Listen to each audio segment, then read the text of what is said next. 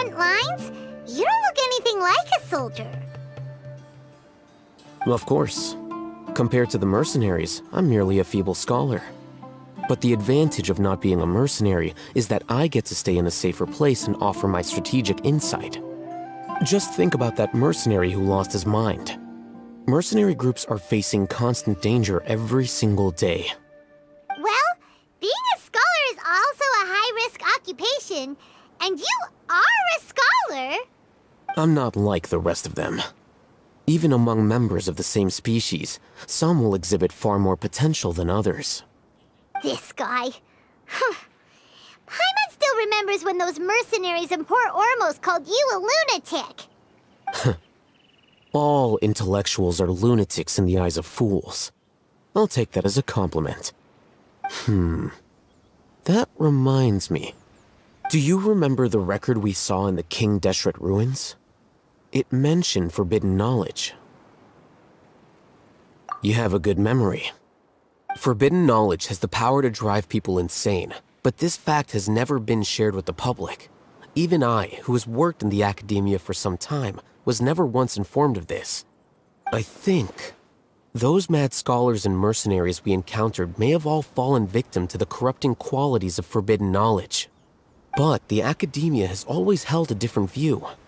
They have always believed that symptoms of madness are a side effect of human contact with divine knowledge as mere mortals.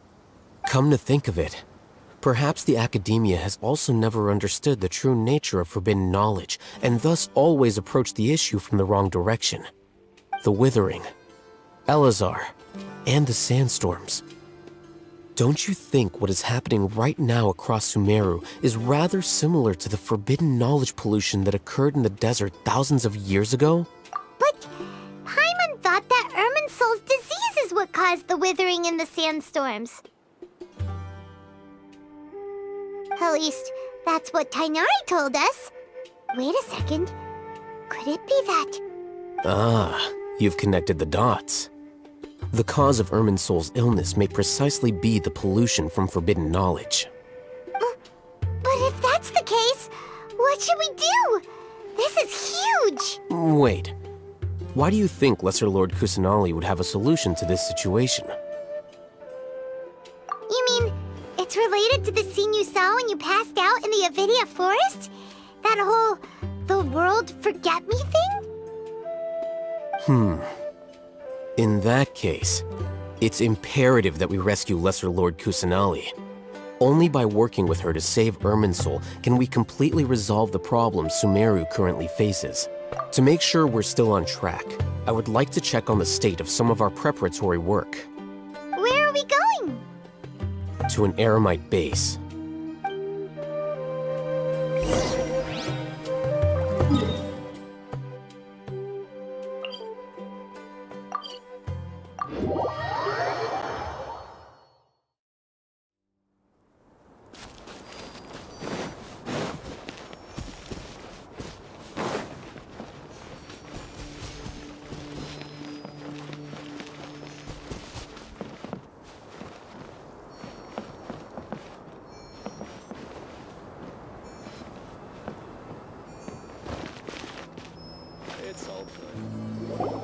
Oh, you made it. Huh? What are they doing here? I gave them some technical work to do. Ah, it's the scribe.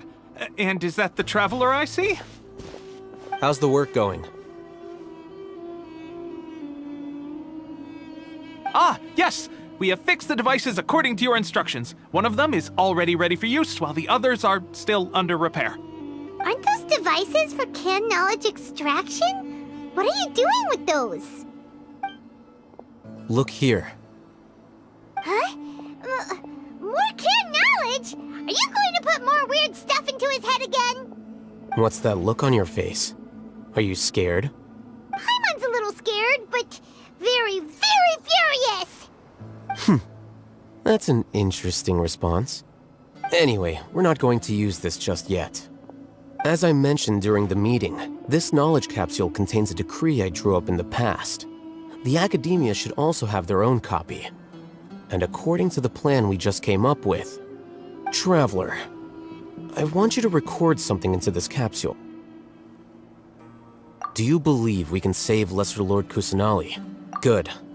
Conviction is the most important part of all of this. Now, please get ready and put on this device.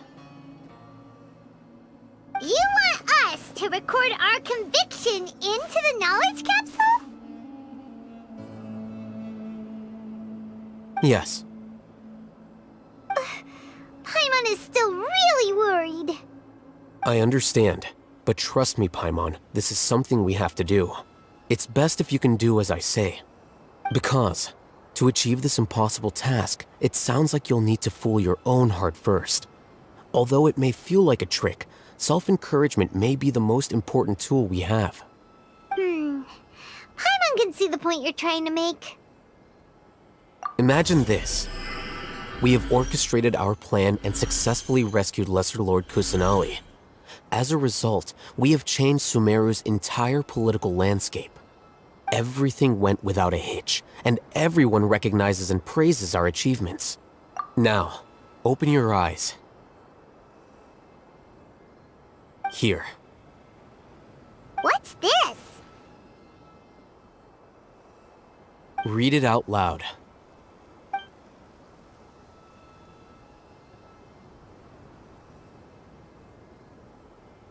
It's done. Is your head okay? Does anything hurt?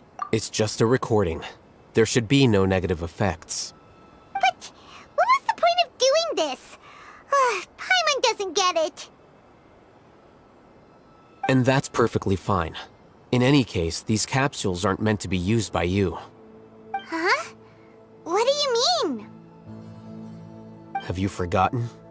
Our plan needs to account for those who have long relied on the Akasha. You may find it hard to believe, but for those people, everything the Akasha transmits to them is nothing short of absolute truth. Imagine if you've been using a device like the Akasha since the day you were born, and this device has always supported you during times of need. After all that time, what do you think you'd become? A fool? A machine? A slave to orders. And that's why rules are so important. In addition, those who understand the rules can delineate boundaries and identify gray areas. But why would you need to identify the gray areas? You could say that those kinds of ambiguous zones can be very interesting. One might even say they're advantageous in the right hands. Things you're interested in are really out there. Are all Sumeru scholars like this? Anyway, that's enough chit-chat. I'm going to take those two to work on some small projects. You can head to Caravan Ribat and start preparing for the next step. Small projects? We're going to tinker with the Akasha terminal and make a few modifications.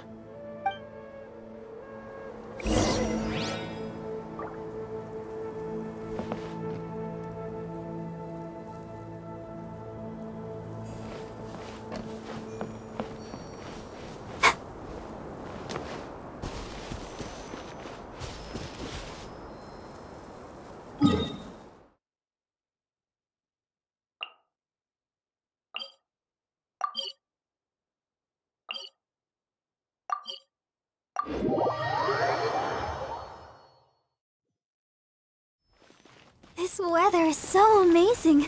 I could burst into song. I thought we agreed on a plan. How can you go back on your word? The plan is too radical and carries a high risk for casualties.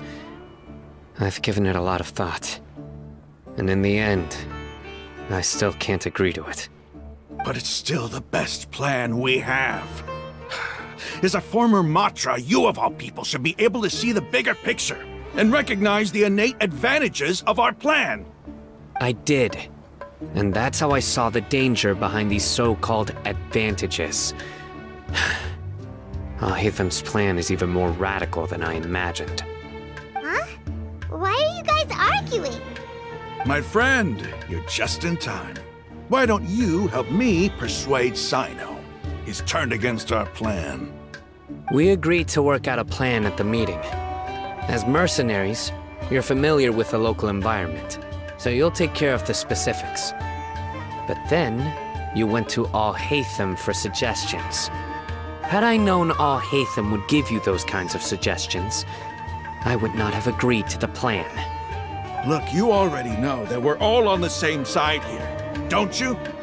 Mercenaries place a lot of importance on their bonds of friendship, but also will not hesitate to make sacrifices if they deem the situation to be sufficiently dire.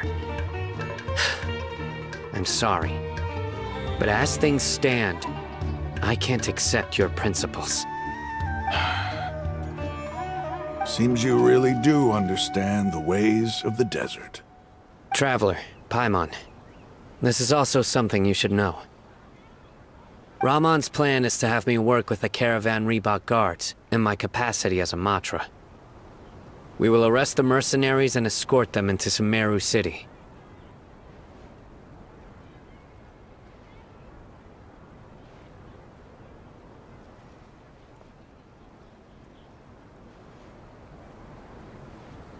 Wait, how can we work with the guards? We can't get through that wall easily, remember? Caravan Ribat would never let so many unregistered members of the Eremites enter Sumeru city. My plan will clear us of any possible suspicion, and also let us enter the city as a big group. There is no better way. That also sounds like something Alhaitham told you. Am I right? Doesn't Alhaitham know how dangerous this plan is? Of course he does. He told me. There is no perfect plan, but this can get the job done. He also said that with the help of Cyno and the Traveler, our chance of success would increase significantly. I never blindly trust anyone, and I've always had a good eye for people. I think he made a number of valid points. It's my own choice to trust you. If I make the arrests alone, I can control myself and prevent you from getting hurt. But I can't guarantee that kind of discipline from the guards. To make the whole thing more convincing, you'll need to resist to some degree. Casualties are inevitable once push comes to shove. I'm okay with the deaths of enemies. But now that we're allies, I'm against the meaningless loss of our own. I can't believe a Matra would actually care about us. I've lived a hard life, and I can say that people like you are hard to come by. I've always treated my allies with honesty and respect. They have the right to know important things like this. Now you're making this hard for me. Hey, is there something we can do to help? I knew you would say that. We can help fight some of the mercenaries, which should reduce the number of times you'll have to struggle directly with the guards. That should help at least a little bit. Cyno, on behalf of my people, I thank you for your kindness. But this is a mission we cannot turn our backs on. We strongly value the lives of our friends, but the goal we are about to achieve is even more important. We have no fear of casualties, because we crave the spoils of victory. So please, lend us your support. We will show you the determination of us desert dwellers. Well, now that you've put it that way, I can no longer refuse. But remember, you need to follow the plan and not do anything reckless. Candace made it very clear that we can only achieve our goals if we can ensure our safety. Since you and I both recognize the significance of this operation, there should be no more animosity between the followers of the Dendroarchon and those of King Deshret. Everyone's life is equally important. Okay, you have a deal. Let's do this for our shared dream. The guards should be stationed in the courtyard nearby. You can find them there.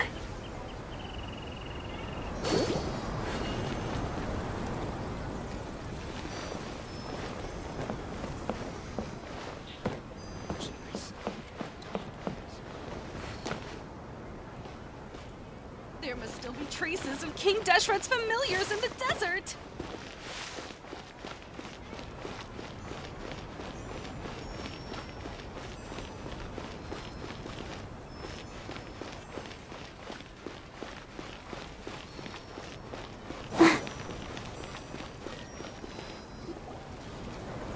Guards! General Mahamatra! To what do we owe the honor?